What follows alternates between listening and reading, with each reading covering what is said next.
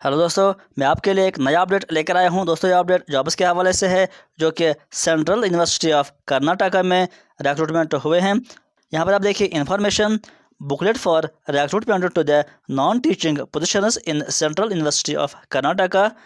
तो यहाँ पर जो जॉब्स की वैकेंसी आ गई है, ये नॉन टीचिंग रिक्रूटमेंट होगा सेंट्रल यूनिवर्सिटी ऑफ कर्नाटका कि कौन कौन सा पोस्ट है और एजुकेशन क्वालिफिकेशन क्या रहेगा, डेट्स क्या रहेंगे, फीस क्या रहेगा और सिलेक्शन प्रोसेस क्या रहेगा, पूरी जानकारी हम आपको यहाँ पर प्रोवाइड करेंगे। यहाँ पर आप देखिए registrar of central university of Karnataka here by issues notification number 30 of 2022 of previous notification inviting application from the citizens of India all over India. कोई भी इन पोस्ट के लिए अप्लाई कर सकता है। Recruitment to the following non teaching positions as per the details given below on direct recruitment. यहाँ पर ये डायरेक्ट रिक्रूटमेंट होगा, क्वालिफिकेशन और उसके बाद इंटरव्यू इनका होगा। The candidates may have further details about the university from the website. यहाँ से आप इसकी फर्दर जानकारी हासिल कर सकते हो यूनिवर्सिटी के बारे में और बाकी चीज़ों के बारे में। तो देखते हैं पहले important dates. Date of commencement of online application forms 21 दिसंबर से फॉर्म्स इसके लिए स्टार्ट हो गए हैं। Last date of online application, जो ऑनलाइन एप्लीकेशन फॉर्म है उसका लास्ट डेट आपका रहेगा 23 जनवरी। उसके बाद आपको हार्ड कॉपी भी यहाँ पर सबमिट करनी होगी। तो last date for receipt of hard copy of application along with all self attested enclosures. तो यहाँ पर आपको उसका लास्ट डेट 31 जनवरी रहेगा हार्ड कॉपी का। उसके बाद यहाँ पर last date for in service candidates के लिए उनको यहाँ पर 8 फेब तक लास्ट डेट दिया गया है। अब देखिए यहाँ पर पोस्ट्स कि कौन कौन सा पोस्ट है। पहला जो है यहाँ पर रजिस्ट्रार है, उसके बाद फाइनेंस ऑफिसर है, उसके बाद डिप्टी लाइब्रेरियन है, इंटरनल ऑडिट ऑफिसर रहेगा, फिर executive engineer, assistant registrar, medical officer male, private secretary, estate officer, security officer, section officer, उसके बाद assistant engineer, assistant senior technical assistant computer, बाद senior technical assistant laboratory, nursing officer, professional assistant, junior engineer civil, junior engineer electrical, personal assistant. Group C में रहेंगे security inspector, statistical assistant, pharmacist, technical assistant laboratory, technical assistant computer, semi professional assistant.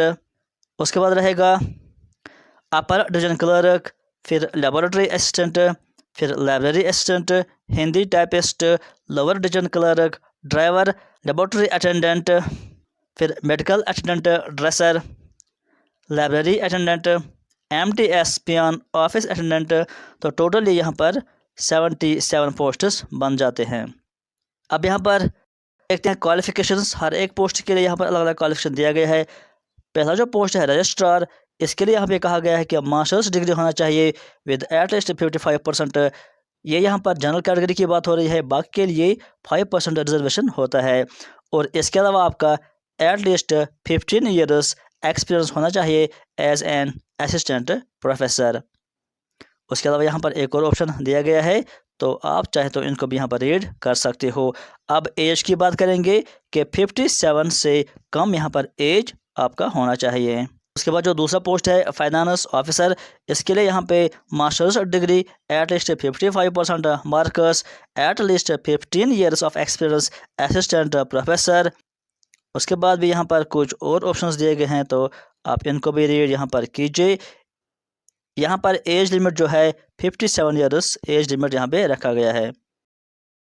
Deputy librarian direct recruitment, यहाँ पर masters degree आपका होना चाहिए in the relevant subject, यानी library science या information science या डॉक्यूमेंटेशन साइंस, 55% कम से कम marks, 8 years of experience as an assistant university librarian या कॉलेज लाइब्रेरियन। तो एज लिमिट की बात करेंगे तो 50 ईयर्स यहाँ पर अपर एज लिमिट रखा गया है।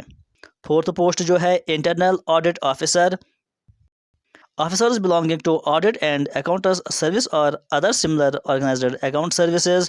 या दूसरे ऑप्शन ये है कि with 3 years regular service in level 11 और equivalent in the area of audit and accounts in any government। के बाद भी यहाँ पर ऑप्शन दी गई है एज लिमिट यहाँ पर 57 रखा गया है। उसके बाद जो फिफ्थ पोस्ट है एग्जीक्यूटिव इंजीनियर, यहाँ पर first class bachelors degree in civil engineering आपका होना चाहिए। 8 ईयर्स ऑफ एक्सपीरियंस होना चाहिए एज असिस्टेंट इंजीनियर, यहाँ पर एज लिमिट 56 ईयर्स दिया गया है।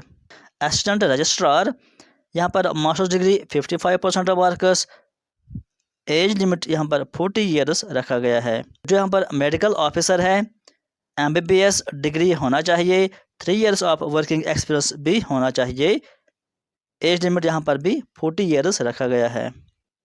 फिर जो प्राइवेट सेक्रेटरी है, क्वालिफिकेशन की बात करेंगे तो bachelors degree from a recognised university, at least 3 years of experience होना चाहिए, इंग्लिश या Hindi stenography speed 120 word per minute in English और 100 वर्ड पर मिनट इन हिंदी। यहाँ पर एज की बात करेंगे तो 56 ईयर्स है। उसके बाद जो एस्टेट ऑफिसर है 35 ईयर्स यहाँ पर एज लिमिट रखा गया है। A second class bachelors degree in civil engineering यहाँ पे क्वालिफिकेशन है।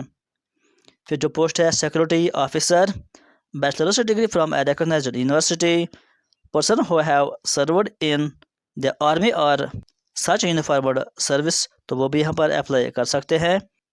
तो यहाँ पर एज लिमिट 35 ईयर्स रखा गया है। तो इस पोस्ट के जो फिजिकल स्टैंडर्ड्स हैं वो आप यहाँ पर चेक कर सकते हैं। उसके बाद जो पोस्ट है section officer, 3 years of experience यहाँ पे रखा गया है, 35 ईयर्स एज लिमिट दिया गया है। उसके बाद जो असिस्टेंट इंजीनियर है, first class bachelors degree in civil engineering, 3 years of experience in the relevant field, 56 years age limit यहाँ पे दिया गया। उसके बाद जो पोस्ट है असिस्टेंट, यहाँ पर bachelors degree from recognised university, 3 years of experience as UDC, 35 years age limit यहाँ पे दिया गया है।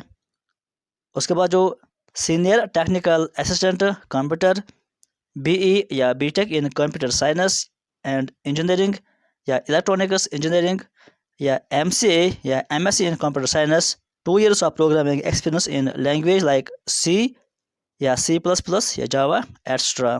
यहाँ पर एज की बात करेंगे 35 ईयर्स दिया गया है। उसके बाद senior technical assistant laboratory, masters degree in physics या इलेक्ट्रॉनिक्स या इंस्ट्रूमेंटेशन और MTech in electronics instrumentation with at least 2 years experience, या एक और कंडीशन यहाँ पर दी गई है कि फर्स्ट क्लास बैचलर्स डिग्री इन EEE या ECE।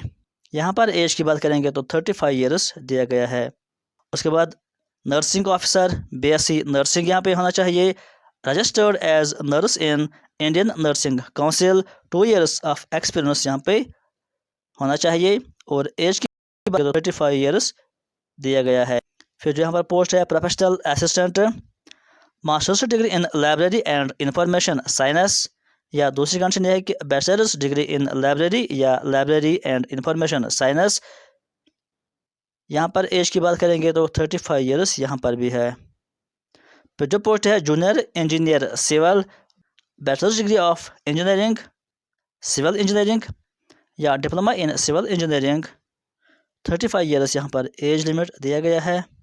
फिर जो यहाँ पर पोस्ट है junior engineer electrical, bachelors degree of engineering या टेक्नोलॉजी इन इलेक्ट्रिकल इंजीनियरिंग या डिप्लोमा इन इलेक्ट्रिकल इंजीनियरिंग, तो वो भी यहाँ पर अप्लाई कर सकते हैं। यहाँ पर भी एज लिमिट 35 ईयर्स दिया गया है। उसके बाद जो यहाँ पर पोस्ट है personal assistant, bachelors degree in any discipline, proficiency in stenography in English और Hindi, 2 years of experience as stenographer और इक्विवेलेंट, यहाँ पर एज लिमिट 35 ईयर्स दिया गया है। उसके बाद जो सिक्योरिटी इंस्पेक्टर है, bachelors degree from a recognised university, person who have served in army, वो भी यहाँ पर अप्लाई कर सकते हैं। तो 32 ईयर्स यहाँ पर एज लिमिट दिया गया है और फिजिकल स्टैंडर्ड्स इसके लिए यहाँ पे दिया गया है, इसको भी आप यहाँ पर चेक कर सकते हैं। उसके बाद जो यहाँ पर पोस्ट है स्टैटिस्टिकल असिस्टेंट, यहाँ पर जो क्वालिफिकेशन रखी गई है बैचलर्स डिग्री इन स्टैटिस्टिक्स या bachelors degree in mathematics with statistics as one of the subject, या bachelors degree in economics with statistics as one of the subject, या degree in commerce with statistics as one of the subject. यहाँ पर 32 years age limit दिया गया है।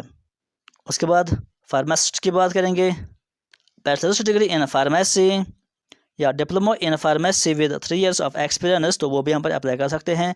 As limit यहाँ पर 32 years रखा गया है। फिर टेक्निकल असिस्टेंट लेबॉर्ट्री की बात करेंगे तो बैचलर्स डिग्री इन फिजिक्स या इलेक्ट्रॉनिक्स या इंस्ट्रूमेंटेशन या EEE या ECE 32 ईयर्स यहाँ पर एज लिमिट दिया गया है।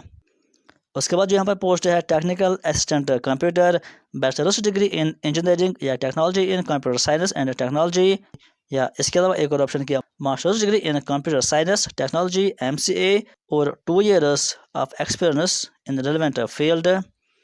एज लिमिट यहाँ पर भी 32 ईयर्स दिया गया है। तो semi professional assistant, masters degree in library science and information science या दूसरी कंडीशन के बैचलर्स डिग्री इन लाइब्रेरी या लाइब्रेरी एंड इंफॉर्मेशन साइंस, यहाँ पर भी एज लिमिट की बात करेंगे तो 32 ईयर्स एज लिमिट दिया गया है। उसके बाद जो पोस्ट है अपर डिवीजन क्लर्क, यहाँ पर bachelors degree from a recognised university, 2 years of experience as lower division clerk, यहाँ पर भी एज लिमिट 32 ईयर्स दिया गया है। पर लेबोरेटरी असिस्टेंट है, bachelors degree in life sciences या जियोलॉजी या केमिस्ट्री और दूसरी कंडीशन के the experience should be in the university या रिसर्च एस्टेब्लिशमेंट सेंटर या स्टेट गवर्नमेंट, पर भी एज लिमिट 32 ईयर्स दिया गया है। उसके बाद जो पोस्ट है लाइब्रेरी असिस्टेंट, यहाँ पर bachelors degree in library and information science, typing speed 30 word per minute in English, 32 years यहाँ पर एज लिमिट दिया गया है। उसके बाद जो हिंदी टाइपिस्ट है bachelors degree from recognised university, typing speed 30 word per minute, यहाँ पर भी एज लिमिट 32 ईयर्स दिया गया है। उसके बाद जो लोअर डिवीजन क्लर्क है bachelors degree from any recognised university, English typing यहाँ पर 35 वर्ड पर मिनट और हिंदी टाइपिंग यहाँ पर 30 वर्ड पर मिनट, 32 ईयर्स यहाँ पर भी एज लिमिट दिया गया है। ड्राइवर 10th पास कोई भी, लेकिन यहाँ पर ड्राइविंग लाइसेंस होना चाहिए और एज यहाँ पर 32 दिया गया है। लेबोरेटरी अटेंडेंट है 10+2 विद साइंस या 10th पास, उसके बाद यहाँ पर 32 ईयर्स एज लिमिट दिया गया है। Medical attendant dresser 10+2 or qualified its equivalent examination from recognised board with science background, यहाँ पर भी एज लिमिट 32 ईयर्स दिया गया। Library attendant 10+2 or equivalent certificate course in library science, यहाँ पर भी एज लिमिट 32 ईयर्स दिया गया है। यहाँ पर मल्टीटास्किंग स्टाफ जो है 10th पास और ITI पास 32 ईयर्स यहाँ पर भी एज लिमिट दिया गया है। उसके बाद हम यहाँ पर बात करेंगे जनरल इंस्ट्रक्शंस की। यहाँ पर जो पहला पॉइंट है कि registrar central university of Karnataka invites applications for the above mentioned non teaching positions in the university on direct recruitment, तो आपको जो ऑनलाइन अप्लाई कर देना है उसकी लिंक जो है समर्थ पोर्टल पे आपको अप्लाई करना है, जो कि यहाँ पर लिंक दी गई है दोस्तों। इस लिंक को मैंने डिस्क्रिप्शन में भी डाल दिया है, आप वहाँ पर जाकर अप्लाई कर सकते हो। उसके बाद एक और पॉइंट कि after filling in relevant details in the application given in Samarth portal and upload scanned copies, दोस्तों आपको ऑनलाइन अप्लाई करने के बाद कॉपीज़ अपलोड करने होंगे और जब आप वो अपलोड करेंगे और फाइनल सबमिट करेंगे उसके बाद आपको फार्म को डाउनलोड कर देना है और फार्म जो आप डाउनलोड कर देंगे the online submit application farm shall be printed out, shall be printed, यानी उसको आपको डाउनलोड कर देना है, प्रिंट आउट कर देना है। The duly filled in application form complete in all the respects along with self attested photocopies of certificates of educational qualification experience, no objection certificate in case of in service candidates shall be submitted to the registrar central university of Karnataka. तो ये यहाँ पर address जो दिया गया है इसको आपको नोट कर देना है, यहाँ पर आपको ये बाय पोस्ट फॉर्म सबमिट कर देना है। तो अब यहाँ पर फीस की बात करते हैं। Application fees for general EWS OBC, तो आपको 1000 रुपीज़ यहाँ पर फीस कर देना है। अगर आप SC ST या PWD से बिलोंग करते हैं तो आपको कोई भी यहाँ पर फीस नहीं देना होगा। मोड ऑफ पेमेंट यानी आपको ऑनलाइन ही फीस भी पे करना होगा। उसके बाद आपको उस फीस की प्रिंट आउट स्लिप फॉर्म के साथ रखनी होगी। और सेंड कहाँ पे करना है, यहाँ पर भी एड्रेस दिया गया है, जो हार्ड कॉपी आपको सेंड कर देनी है।